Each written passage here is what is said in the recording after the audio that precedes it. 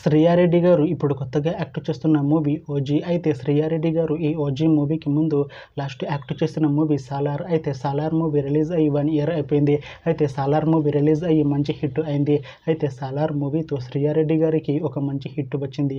అయితే శ్రీయారెడ్డి గారు Salar movie release తర్వాత 1 ఇయర్ టైం గ్యాప్ తీసుకొని ఇప్పుడు మళ్ళీ ఈ ఓజీ మూవీలో యాక్ట్ చేస్తున్నారు శ్రీయారెడ్డి గారు.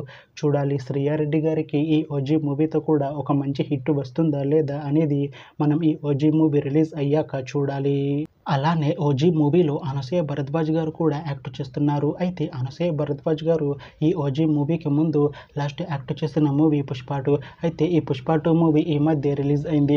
అయితే పుష్ప 2 మూవీ రిలీజ్ అయ్యి మంచి హిట్ అయింది. అయితే పుష్ప 2 మూవీతో అనసూయ భరద్వాజ్ గారికి ఒక మంచి హిట్ వచ్చింది. అయితే అనసూయ భరద్వాజ్ గారు పుష్ప 2 మూవీ రిలీజ్ తర్వాత కాస్త టైం గ్యాప్ తీసుకొని ఇప్పుడు మళ్ళీ ఈ ఓజీ మూవీలో యాక్ట్ చేస్తున్నారు అనసూయ భరద్వాజ్ గారు.